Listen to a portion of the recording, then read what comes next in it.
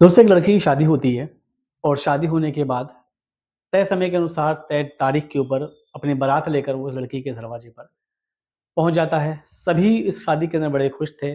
लड़के वाले के जो माँ बाप होते हैं अपनी बेटी की शादी को लेकर बहुत खुश थे, सभी उत्साहित थे और उत्साह का माहौल चल रहा था। बाराती बड़े ही मग्न से नाचते और गाते हुए लड़के वालों के दरवाजे पर जाने की तैयारी कर रहे थे और इस रंग भरे माहौल के अंदर भंग तब पड़ जाता है जब ये लड़का वहां पहुंचने के बाद एक अजीबोगरीब काम कर देता है और काम करने के बाद इसके शादी के रंग में तुरंत ही भंग पड़ जाता है और शादी टूटने की नौबत तक आ जाती है।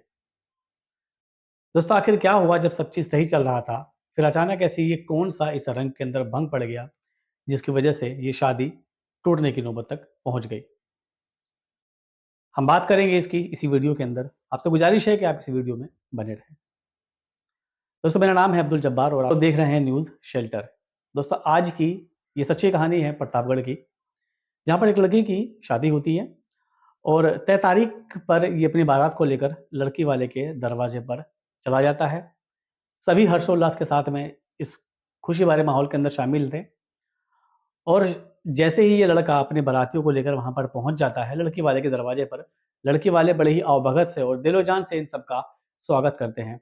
लेकिन वहाँ पर पहुँचने के बाद कुछ लोगों को मालूम ये लगता है कि ये लड़का सही से चल फिर भी नहीं रहा है, यानी कि इतना ये डगमगा रहा है। मालूम ये लगता है इस लड़के के डगमगाने का कि ये लड़का शराब के नशे में बिल्कुल टुल होता है, बिल्कुल डूबा हुआ होता है शराब के नशे के अंदर, जिसकी वजह से अब इसकी चलने की भी हिम्मत नहीं हो रही थी और लड़खड़ाता हुआ वो सारी रस्मों को अंजाम दे रहा था। जितने भी वहाँ के लोग होते हैं सब इस बात से खफा थे कि एक लड़के की शादी और और आज शादी के दिन ही ये लड़का इतना शराब के नशे में चूर है। दोस्तों, दिक्कत तब होने लगती है इस लड़के को जब इस बात की खबर कि ये लड़का शराबी है और शराब पीकर शादी के अंदर आया हुआ है, उसके बाद की खबर जब लड़की को लगती है। लड़की को जैसे मालूम लगती है कि जो मेरा होने वाला आदमी है, जो मेरा होने वाला पति है, वो शराब पीकर आया हुआ है और शराब उसने इतनी ज़्यादा पी रखी है कि अब चलने की भी उसमें हिम्मत नहीं है। ये सुनकर लड़की तुरंत इस शादी से इनकार कर देती है। वो इस बात पर डट जाती है कि मुझे इस लड़के के साथ शादी नहीं करनी।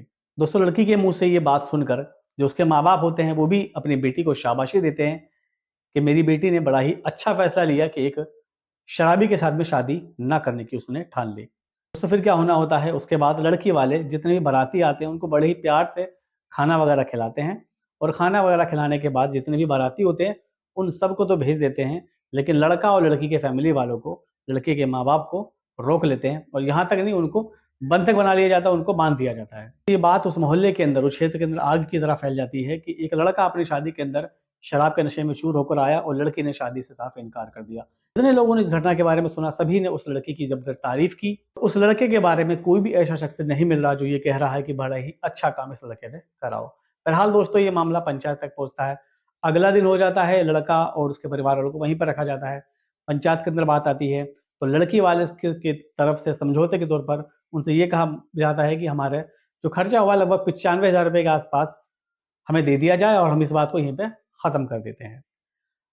लड़का का जो पिता होता है वो बेचारा क्या करता, 95,000 रुपए देता है और अपने लड़के को काफ़ी डाँटता है, काफ़ी बुरा-भला कहता है और 95,000 रुपए देने के बाद इस मामले को यहीं रफ़ा-दफ़ा कर देता है और बाकी अपने फैमिली के साथ वो वापस घर की तरफ चला जाता है।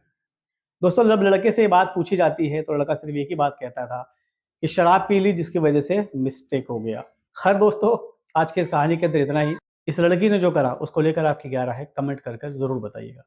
इस कहानी के अंदर इतना ही, मिलते हैं अगली नई वीडियो में अगली किसी कहानी के साथ।